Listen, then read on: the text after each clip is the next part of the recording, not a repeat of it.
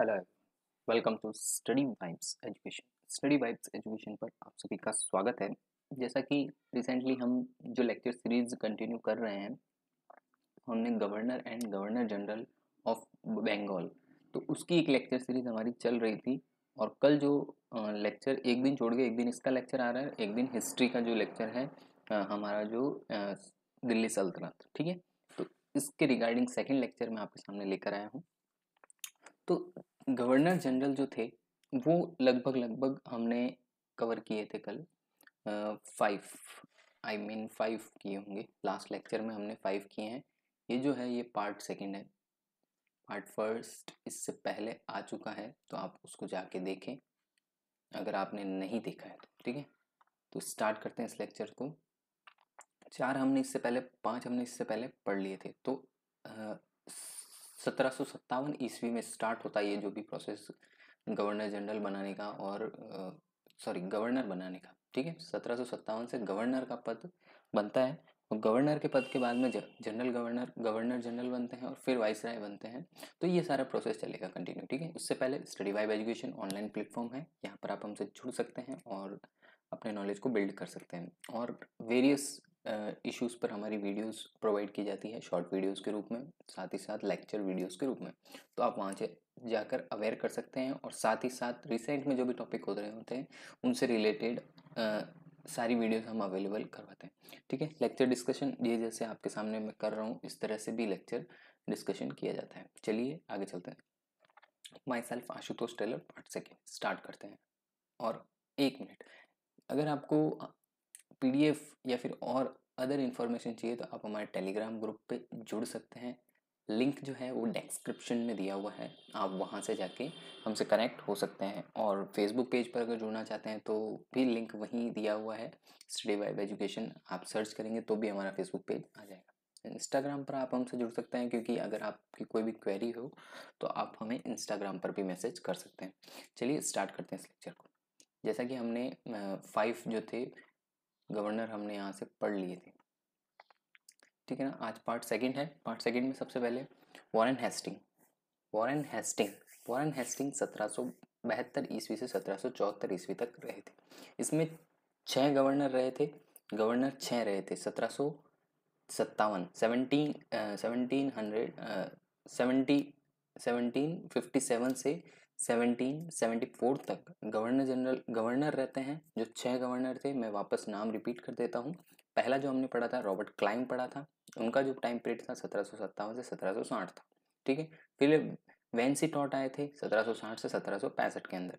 फिर Robert Clive second शासन था उनका, तो 1765 से 1767 के लिए। और फोर्थ आए थे वैली स्टेट वैली वेलेस्टेट थे, वेलर स्टेट, जो 1767 से 1769 तक थे, ठीक है ना। 67 से 69, 1767 से 69, ठीक है। उसके बाद में कार्डियर आए थे 1767 से 1772 तक, कार्डियर रहे थे।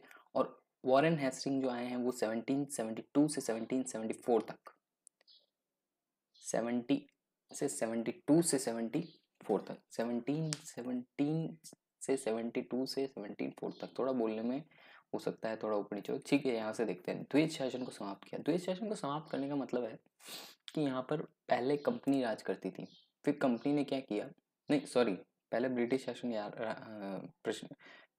ब्रिटिश शासन के पास पावर था, साथ ही साथ में पावर जो था वहाँ पर लोकल बॉडी के पास में था। तो दो तरह से यहाँ पर कोलैबोरेट करके ये अपनी शासन व्यवस्था करते थे। तो उसको समाप्त कर दिया गया। और वॉरेन हेस्टिंग ने ये चीज़ भी समाप्त कर दी कि बंगाल में अंतिम गवर्नर रहे थे, ठीक है ना। गवर्नर के पद को भी हटा रहे थे, तो नाम बदल दिया और उनकी शक्तियों को भी बदल दिया, ठीक है ना। यहाँ पर उनका विस्तार किया गया कि गवर्नर जनरल के पद को किस तरह से और ज़्यादा बढ़ाया जा सके, और ज़्यादा विस्तार किया जा सकते, तो उसके लिए उन्होंने ये सारी चीज़ की। तो 1757 से 1774 ईस्वी के अंदर बंगाल का अंतिम गवर्नर जो थे वो वॉरेन हेस्टिंग रहे थे, ठीक है। गवर्नर अंतिम थे। 1772 से बंगाल में दीवानी न्यायालय की स्थापना की। व्हाट इज दीवानी न्यायालय? दीवानी न्यायालय का मतलब हो गया कि ऐसा न्यायालय जहाँ पर सारा वर्क देखा जाए, भू राजस्व से संबंधित, ठीक है ना। भू राजस्व से संबंधित वर्क देखा जाए कि भाई लेन देन होता है या फिर न्यायालय जिसमें न्याय की आवश्यकता हो, दीवानी न्यायालय इसे ही कहा गया था, ठीक है ना।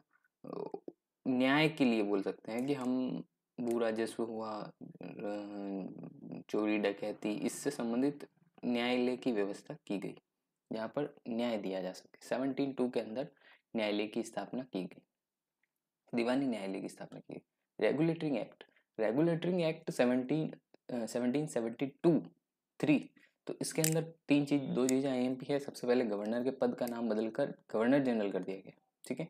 तो पहला रेगुलेटिंग एक्ट जो ये था बहुत ही IMP के। रेगुलेटिंग एक्ट 1772 के अंदर क्या कहा गया, तो 1772 के अंदर ये चीज़ बोली गई कि हमें गवर्नर का जो पद है उस पद को गवर्नर जनरल कर दिया गया, ठीक है।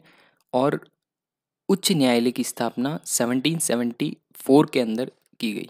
1774 के अंदर उच्च न्यायालय की स्थापना की गई, तो ये चीज़ अच्छी थी। इसके अंदर फर्स्ट जो थे जज जिनको अपॉइंट किया गया था, एलिजा एम्पे जो थे फर्स्ट यहाँ पर न्यायालय के न्यायाधीश रहे हैं, ठीक है।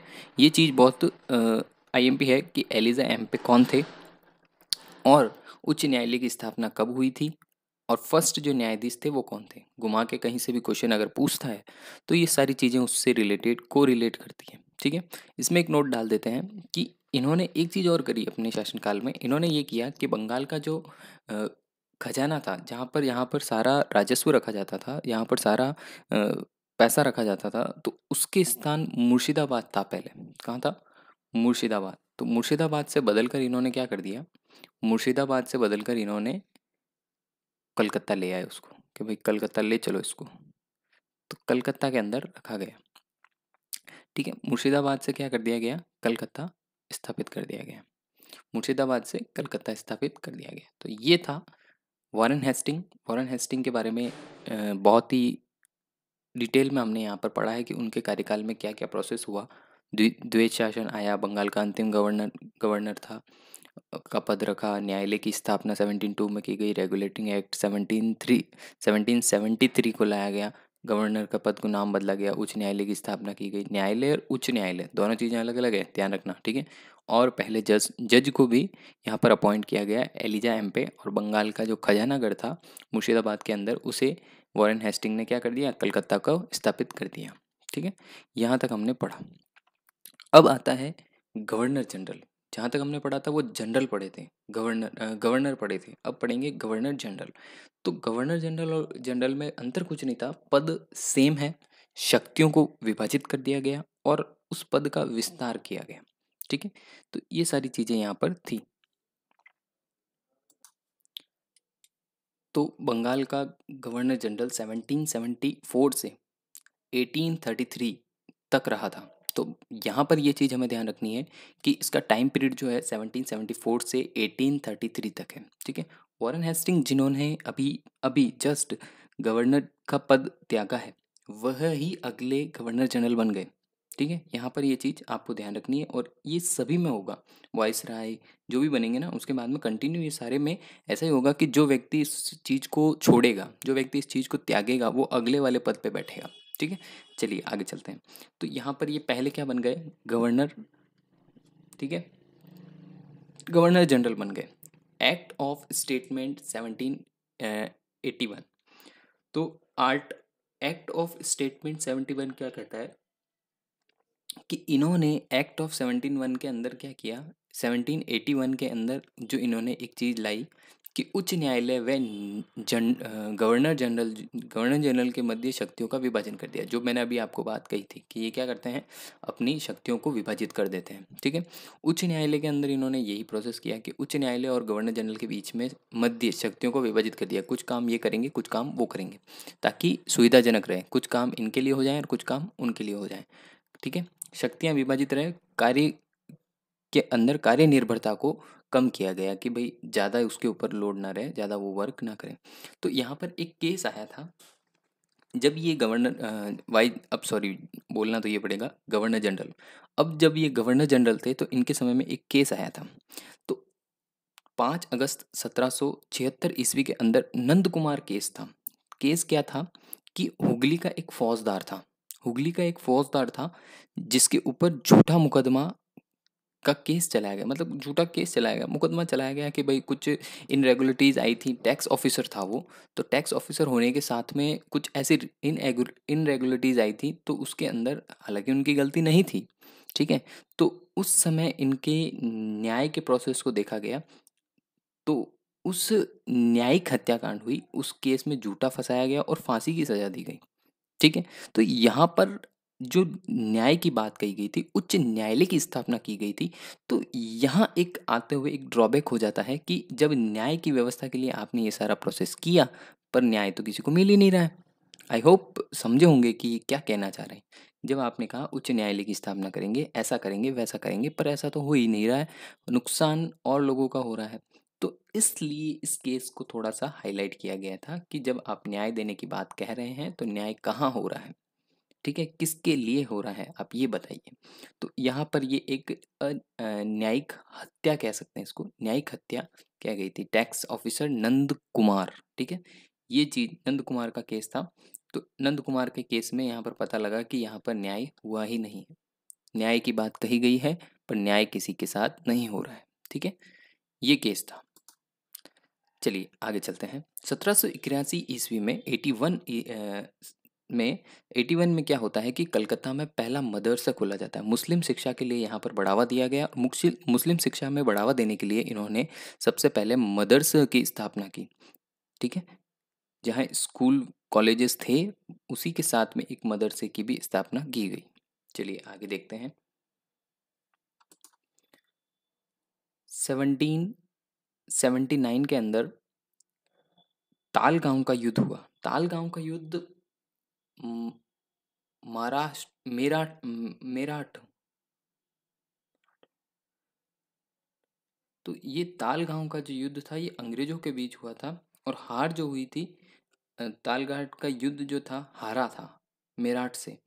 मेरठ जो थे ये पास का एरिया था, तो मेरठ से हारा था और अंग्रेजों ने हारा था, ठीक है ना। हारा मेरठ से, अंग्रेजों ने मेरठ से हारा था ताल गांव का युद्ध। तो युद्ध याद रखने के लायक है, बाकी इसमें मुझे इम्पोर्टेंट मुझे लगा नहीं था, इसलिए मैंने इसमें कुछ डिटेल लिखी नहीं है। तो ताल गांव का युद्ध जो था वो 1779 के अंदर हुआ था, आपको ये चीज़ लर्न रखनी है, ठीक है।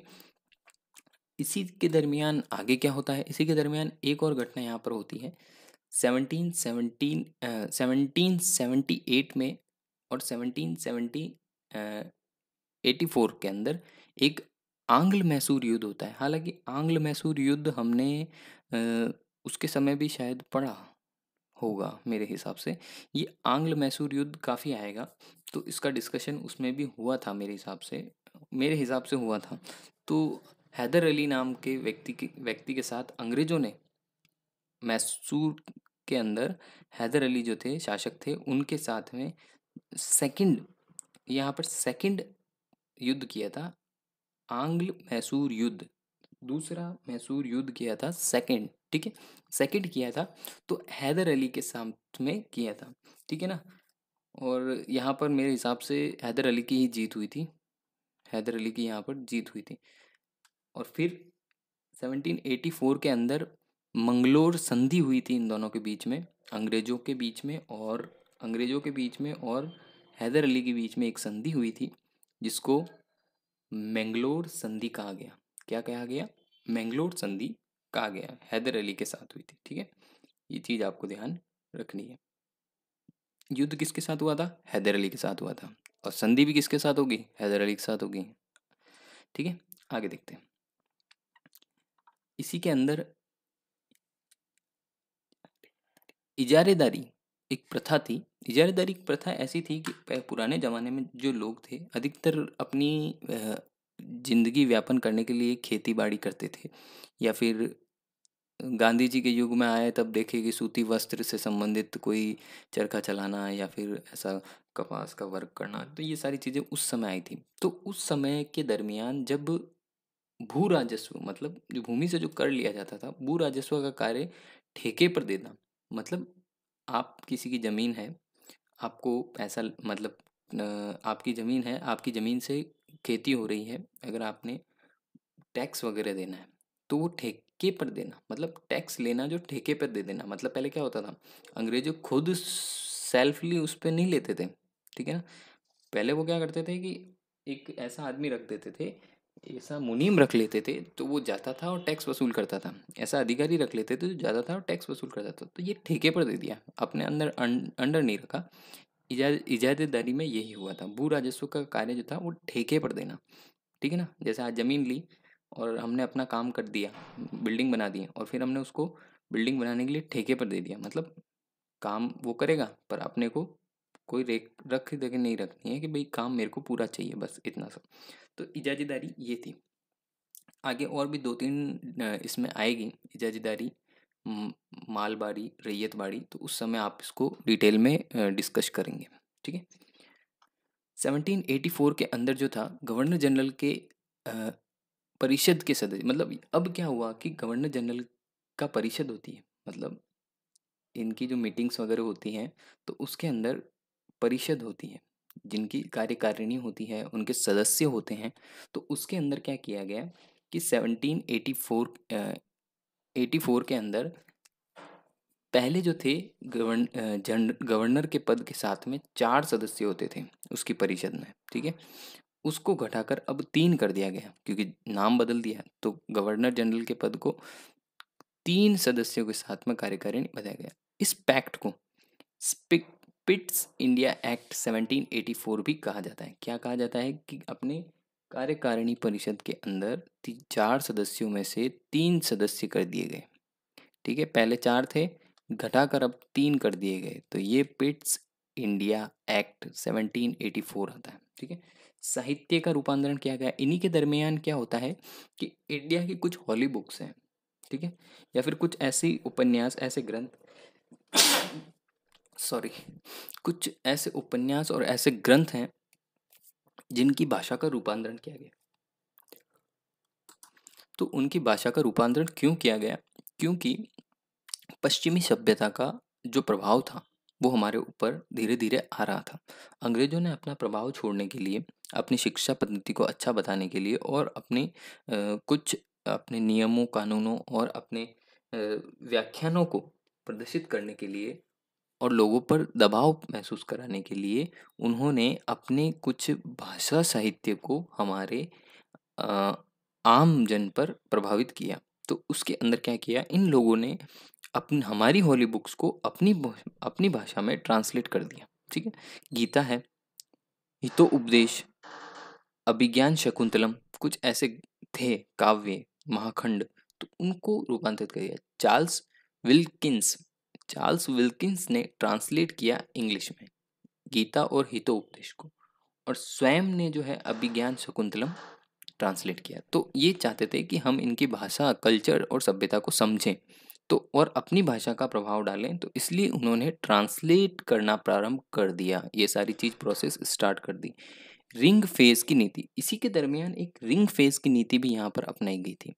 Ring of fence, rings of fence का मतलब होता है कि घेराबंदी करना, ठीक है। घेराबंदी किस तरह हो सकती थी? घेराबंदी इस तरह हुई कि आसपास के राज्य जो भी थे उनके अंदर बफर स्टेट बनाए गए।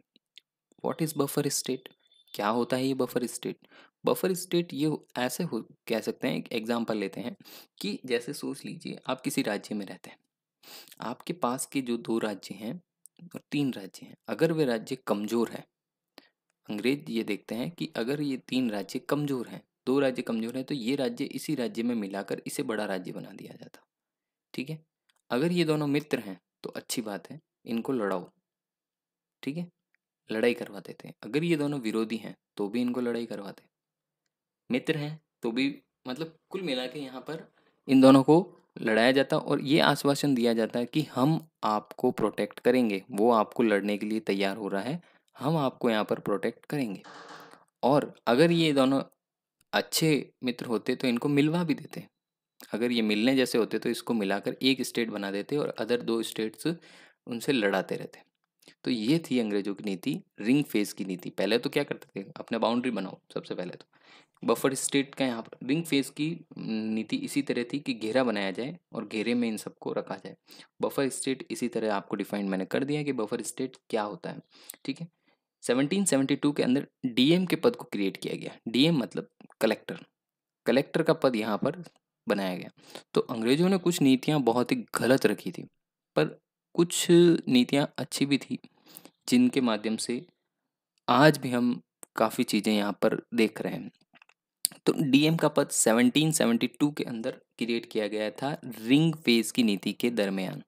ये चीज़ आपको ध्यान रखनी है। एशियन सोसाइटी की स्थापना की गई, एक काउंसिल बनाया गया, एशियाटिक सोसाइटी, ठीक है।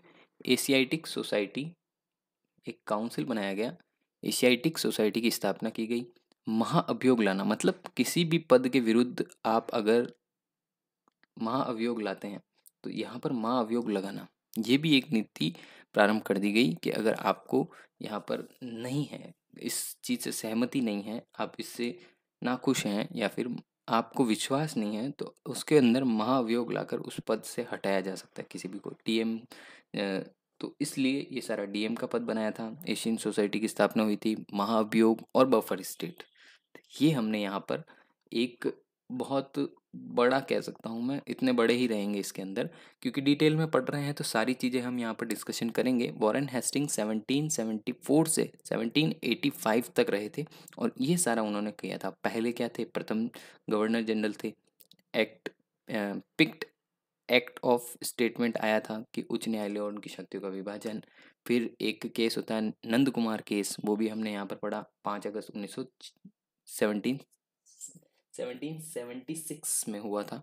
1781 के अंदर कलकत्ता में पहला मदरसा। 1779 के अंदर तालगांव का युद्ध जो मेरठ से हारे। 1778 से 1840 तक आंग्ल मैसूर युद्ध हुआ था हैदर अली के साथ। 1784 के अंदर मंगलोर संधि हुई थी हैदर अली के साथ और इजाज़ेदारी प्रथा यहाँ पर आई थी सामने। 1780 अंदर पिट्स एक्ट आया था।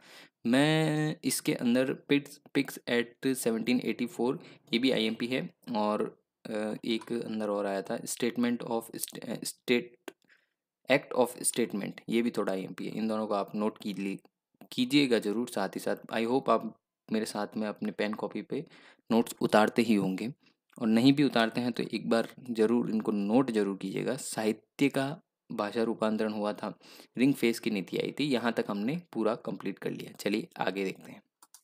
तो यहाँ पर मैं एक चीज़ ऐड करना चाहूँगा, थोड़ा सा मिस्टेकली हुआ है कि यहाँ पर जो थे, यहाँ पर एक चीज़ मुझे याद आई कि तालगांव का जो युद्ध था, तालगांव के युद्ध के अंदर पहली बात तो ये अनिर्णायक था।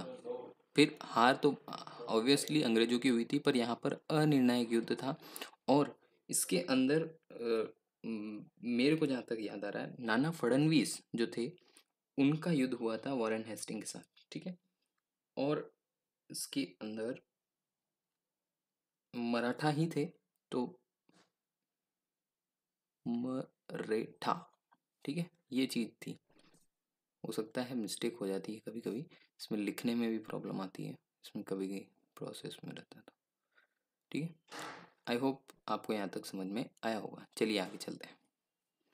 तो अगला स्टेप पे आते हैं सर जॉन मैकफेड्स। सर जॉन मैकफेडर्स मैकफ्रेजर्सन फेडरसन 1785 से 1786 के अंदर मैकफेडर्सन जो थे वो गवर्नर जनरल बने थे। अस्थायी गवर्नर जनरल कह सकते हैं क्योंकि ये कार्यकाल रिक्त रहता था, तो इस कार्यकाल के अंदर उनको यहाँ पर गवर्नर जनरल बनाया गया। इसी के साथ में अगला जो आए थे लॉर्ड कार्नवालिस लॉर्ड कार्नवालिस जो आए थे वो 1786 से 1793 के अंदर पहला शासन उनका था। और उसी के साथ 1805 के 1805 ईस्वी में, 1805 ईस्वी में द्वितीय शासन था। इनके 2 शासन थे, तो हम दोनों को ही यहीं डिस्कस कर लेते हैं, साथ का साथ यहीं कंप्लीट हो जाएगा। कार्नोलिस जो थे उन्होंने क्या किया था कि सबसे पहले अपने कार्यकाल के अंदर कलेक्टर कलेक्टर को जिले के समस्त अधिकार दे दी। कुछ छोटे छोटे रियासतें थी उनको मिला के, या कुछ छोटे छोटे ऐसे गांव थे, परगने थे, उनको मिला के जिले बना दिए। तो उन्होंने ये यहाँ पर ऐसा किया कि जिले बनाकर जिलों का समस्त अधिकार कलेक्टर को दे दिया, जो अभी भी है कि नहीं? अभी भी है। आप सभी जो भी आईएएस की प्रिपरेशन करते हैं उनको पता है कि अभी भी कलेक्टर का अधिकार जो है वो किसने दिया। अभी यहाँ पर 3-4 चीज़ें जुड़ी हुई थी। कलेक्टर का पद दिया गया सबसे पहले वॉरेन हेस्टिंग के द्वारा, ठीक है। वॉरेन हेस्टिंग ने कलेक्टर के पद का नाम दिया, ठीक है। और कार्नोलिस ने क्या कर दिया, कार्नोलिस ने यहाँ पर अधिकार दे दिए, है ना। आईएमपी चीज़ें हैं, यहाँ पर जुड़े रहेंगे इनसे तो सारी चीज़ें इसी को रिलेट करते हुए चलेगी, ठीक है। इन्हीं के सेशन के दरमियान तृतीय मैसूर आंग्ल युद्ध किया गया, ठीक है। श्रीपट्टरंगम श्रीरंगपट्टम में संधि कहा जाता है इसको, ठीक है। तो ये तीसरा मैसूर आंग्ल युद्ध था जिसे श्रीरंगपट्टम संधि कहा जाता है, और अंग्रेजों की तरफ से लॉर्ड कार्नवालिस थे, और उस दूसरे साइड से टीपू सुल्तान जो थे वो थे। तो दोनों के मध्य युद्ध हुआ था 1792 के अंदर, ठीक है। यहाँ पर 1792 के अंदर जो युद्ध हुआ, तो ये युद्ध था, अंग्रेजों ने जीता था। काफी मारधाड़ के बाद ये युद्ध अंग्रेजों ने जीता।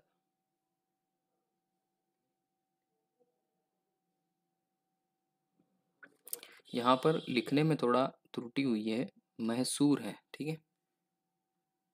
आगे देखते हैं। 1792 के अंदर स्थाई रैयतवाड़ी इस्तेमल रारी बारी इज्जत बारी, ये 3-4 चीजें हैं, तो इनसे रिलेट किया गया।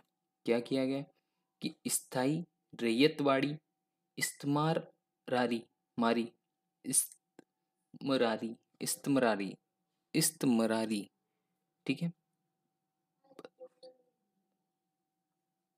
बंदोबस्त मतलब व्यवस्था, बंदोबस्त मतलब व्यवस्था, तो इन व्यवस्था से यहाँ पर जनता को परिचित करवाया गया। तो इसके अंदर क्या था, यही रैयत बारी इस्मत बारी जो था, इस्मत बारी, और हमने ये पहले भी इसको डिस्कस किया, आया था यहाँ पर। ये देखिए इजातदारी, तो ये जो था रैयत बारी, माल बारी, इस्मत बारी, ये हमने उस समय भी आपको पढ़ाया था कि क्या होती है ये सारी चीज़ें। यही था, इस व्यवस्था के दरमियान जो माल ढोने का कर्ज होता है स्थायी रूप से दिया जाता है, ये सारी चीज़ें थी।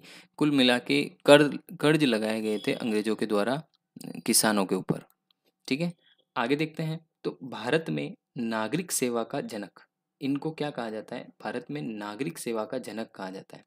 किनको किनको कार्नवालिस को भारतीय भारतीय सेवा का, भारत में नागरिक सेवा का जनक, नागरिक सेवा सेवाओं का जनक, नागरिक सेवाओं का जनक कहा जाता है। क्यों कहा जाता है भाई, ऐसा क्या कर दिया इन्होंने?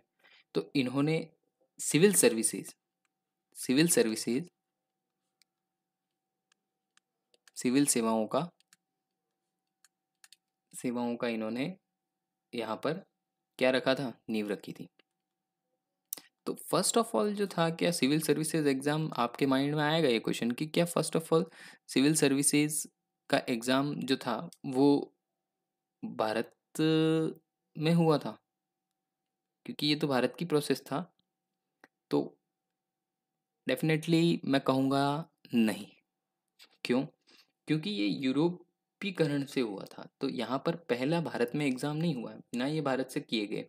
रिक्रूट जो किया गया था, फर्स्ट ऑफ ऑल रिक्रूट जो किया गया था, वो एग्ज़ाम हुआ था, एक ही दिन हुआ था, वो भारत में भी हुआ था और वहाँ भी हुआ था। तो यूरोपीयकरण किया गया, ठीक है। तो भारत में क्या किया गया, भारत में प्रशासन का यूरोपीयकरण किया गया। तो यूरोप में जो व्यवस्था थी उसे यहाँ पर लगाया गया, यूरोपीयकरण, यूरोपीकरण किया गया, प्रशासन का क्या किया गया, यूरोपीकरण किया गया। और एक चीज कही गई थी इसके साथ में कि भारत के अंदर, भारत में जिलों में पुलिस सेवा का जनक भी इन्हें ही कहा जाता है। ये भी चीज नोटेट कर लेना, बहुत आईएमपी है। मैंने इसको लिख तो एक ही पेन से दिया है, पर इसको नोट करना। जिलों में पुलिस सेवा का, पुलिस सेवा का जनक, पुलिस सेवा का जनक क्यों कहा गया, क्योंकि जो न्याय व्यवस्था थी उसके लिए सबसे महत्वपूर्ण अंग पुलिस को बनाया गया। अगर पुलिस अपना वर्क करेगी तो न्याय व्यवस्था को सुचारू रूप से चलाया जा सकता है। तो इसमें फौजदारी न्यायालय जो था उससे पहले पुलिस प्रशासन नहीं था, पुलिस को शक्तियां नहीं दी गई थी। तो फौजदारी न्यायालय की स्थापना,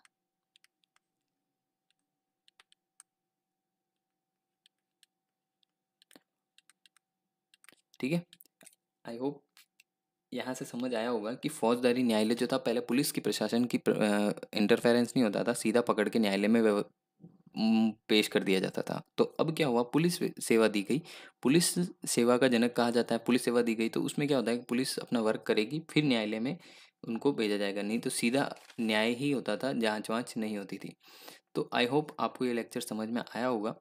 अभी यहाँ पर 4 इन्होंने कोड बनाए थे, मतलब पुलिस तो वर्क करेगी पर 4 कोड के साथ में इसको अपन यहाँ पर फिनिश कर देते हैं। तो पहला था मुर्शिदाबाद के अंदर, दूसरा कोलकाता के अंदर, तीसरा ढाका और चौथा पटनम। तो ये 4 जो इन्होंने क्या बनाए थे, कोड बनाए, सर्किट कोड बनाए थे। इसको मैं लिख ही देता हूँ, चलो 4 सर्किट कोड, 4 सर्किट कोड की स्थापना की गई थी। पहला जो था वो मुर्शिदाबाद, मुर्शिदाबाद के अंदर बनाया गया था। दूसरा जो था वो कलकत्ता, प्रेसिडेंसी था इसलिए। तीसरा जो था ढाका, चौथा जो था पट पटना, ठीक है। ये 4 कहे गए थे। और एकमात्र ऐसे गवर्नर थे जिन्होंने समाधि, जिनकी समाधि जो है गाजीपुर के अंदर बनी हुई है, मतलब इनकी मृत्यु के बाद इनकी समाधि यहीं बनाई गई। एकमात्र गवर्नर, बाकी सब तो क्या है, ब्रिटिश गए मरने के बाद। एक गवर्नर, मात्र लिखना भूल गया, एकमात्र गवर्नर जिनकी समाधि, जिनकी समाधि क्या है, गाजीपुर। आई होप गाजीपुर आपको याद होगा, किसान आंदोलन से गाजीपुर में बनी हुई है।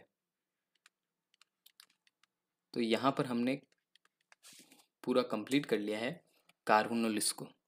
तो आई होप आपको ये लेक्चर समझ में आया होगा। आज हमने 3 गवर्नर जनरल एक साथ पढ़ लिए हैं, बहुत बड़े बड़े थे इसलिए टाइम भी ज़्यादा लगा है। तो आई होप आपको ये लेक्चर समझ में आया होगा। तो